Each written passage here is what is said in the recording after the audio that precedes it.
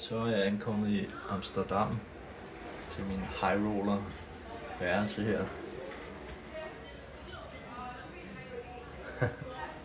Til fucking næsten 600 kroner per nat. Det er ikke som at backpack Asien eller Latinamerika. Bor oven på en irsk pop.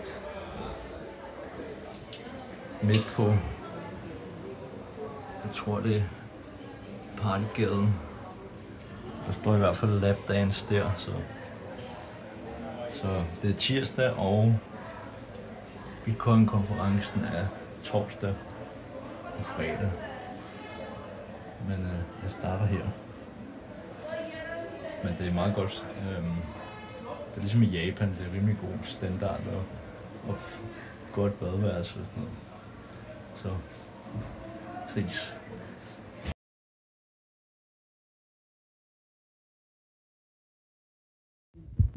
På kanalrundfart ved solnedgangen.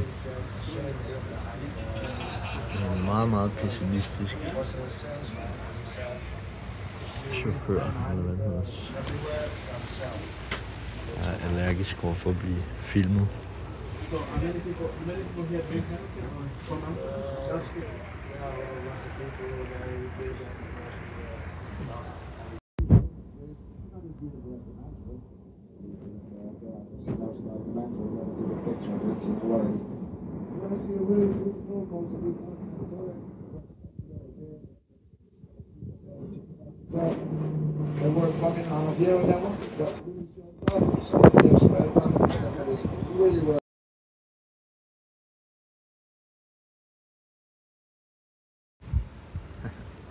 Jeg har lejet en cykel og lige taget sådan en rute. Prøv at se nogle sjove huse. Det er et helt andet område på den anden side af kanalen.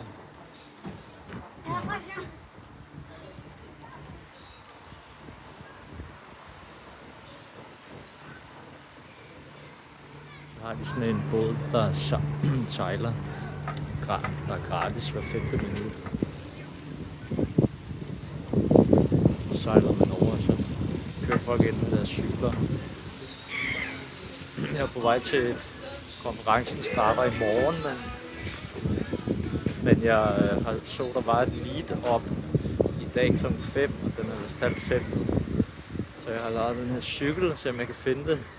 Det så ud som om der kom en del. Nogle sjove huse.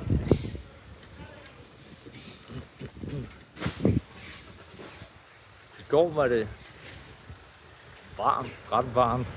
Solskin, og i dag har man brug for en ny jakke. Og nu skal jeg lige af. Så fik du lidt on the go. Så er det herude i dette interessante kvarter. Jeg fandt derinde Last Galaxy Arcade et eller andet. Og jeg skal betale med Bitcoin, ellers må jeg komme ind med Lightning, så det håber jeg har gjort rigtigt.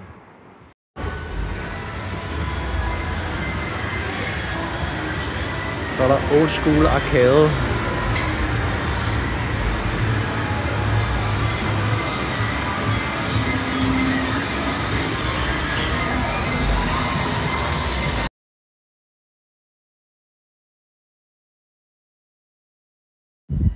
Godmorgen. Klokken er 7:30. Solen står åbenbart først op her ved 8-tid. Jeg har fundet en nice morgenmadsted, der hedder Omelek. Deroppe, som åbner tidligt. I dag er Bitcoin-konferencen.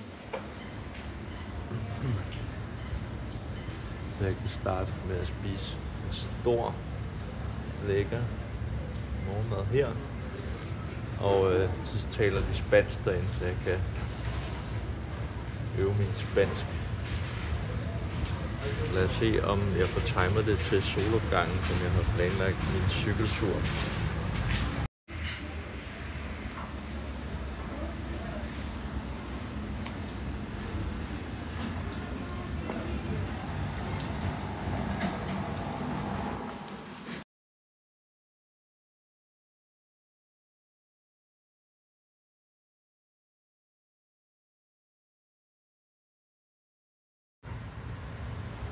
cyklen, jeg lejede i går eftermiddag, som jeg har lejet i 2 dage, så jeg kunne cykle til og fra konferencen, den er allerede bustet.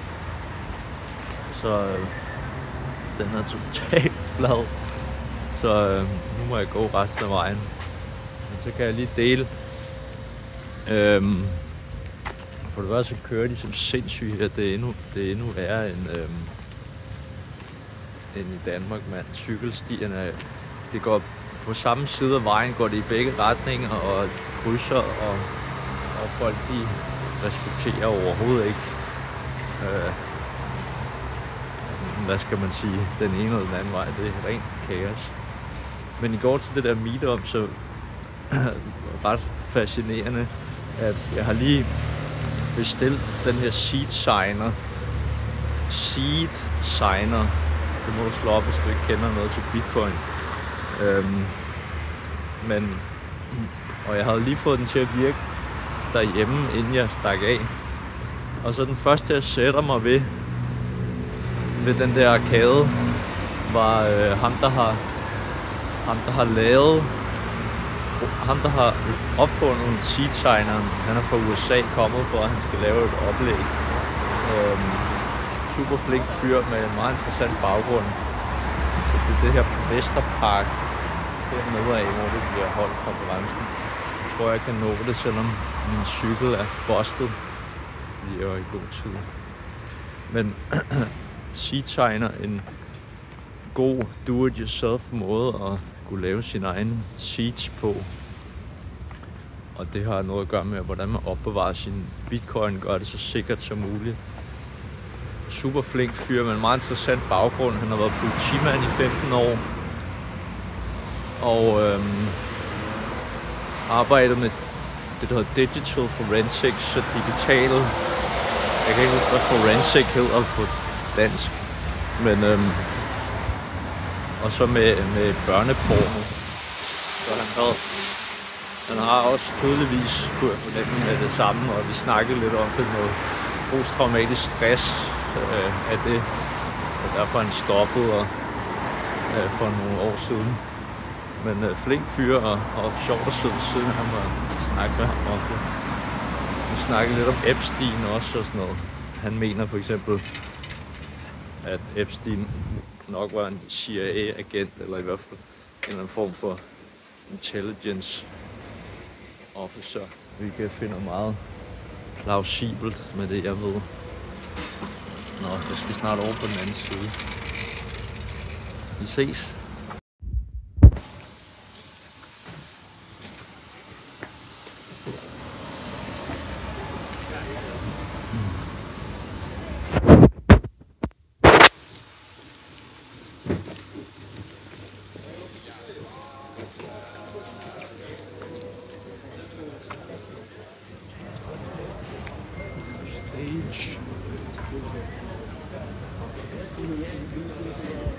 Yeah. You want to go to yeah.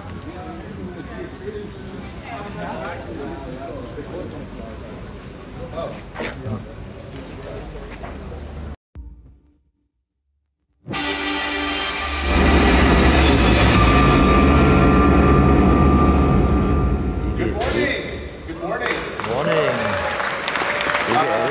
To the 7th annual Bitcoin Amsterdam conference. Can we get some juice for this morning to wake everyone up? Are you all excited to be here?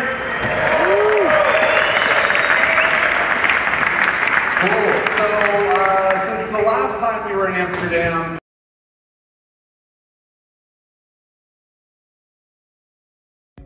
talk about central bank digital currencies, I'm honored to be sitting with 3 distinguished and very diverse experts in this field. So, my name is TK. I am the Director of Financial Freedom at the Human Rights Foundation. And let's introduce the panel. Let's start with you, Efra. Sure. Good morning, everyone. So my name is Efra Svenningsson. I'm based out of Israel. For the past 20 years, I've been a CMO and marketeer in global companies.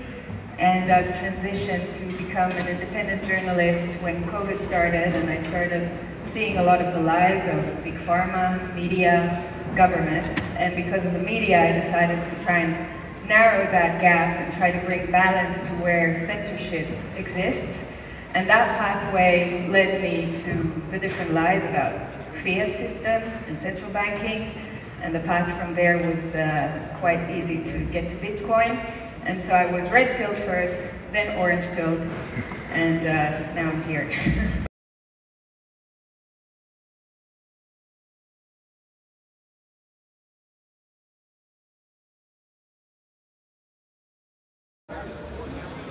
Så er jeg inde og har fået min t-shirt, jeg forudbestilte.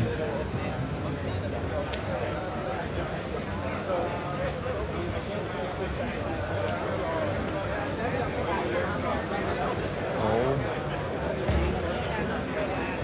været inde på forskellige scener. Jeg glemte at sige, at ham i går der, han gav mig en ny, han gav mig et nyt ord, bitdigger, så i stedet for golddigger, så bitdigger. Så hver gang jeg ser en kvinde her nu, der er ikke så mange af dem, så tænker jeg på bitdigger. Det er meget godt.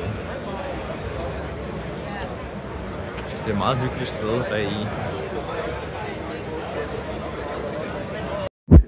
In this space. So if you have a company, please consider, even if you are not in the Bitcoin space, probably, especially if you're not in the Bitcoin space,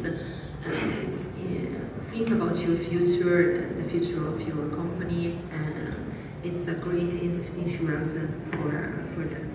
So I heard a reference, let's say, to time preference.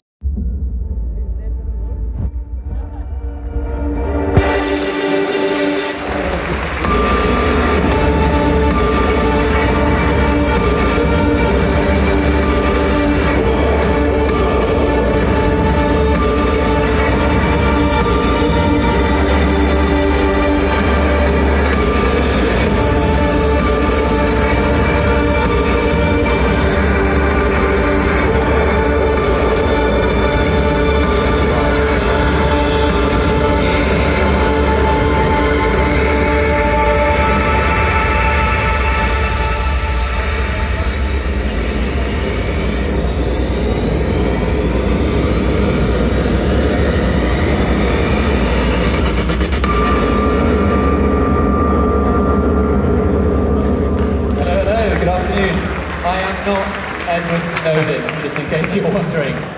He is currently connecting to the live stream and will appear on the screens momentarily behind me. And I had a few minutes to write down a few words. Oh, he's already on the screen. Fantastic. In which case, he's welcome to the stage. Ladies and gentlemen, Edward Snowden.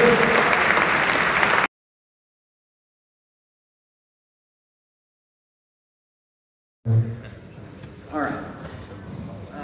My plan here is to get comfortable. To tell a little secret, this was originally pitched to me as a 15-minute talk. And a week or two ago, they said, how about 60 minutes? And no speaker is ever going to decline that sort of offer. So the scope of the talk has changed, which I think you'll appreciate and enjoy. But if it seems like I'm trying to put a lot of things together, know that those were the circumstances I was kind of operating on.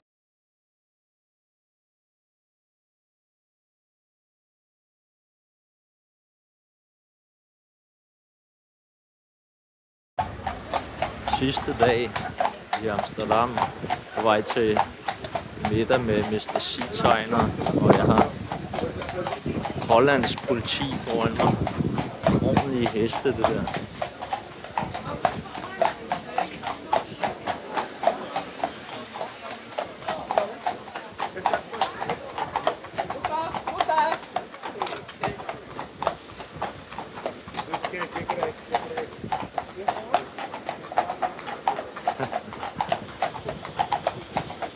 Kæmpe græ.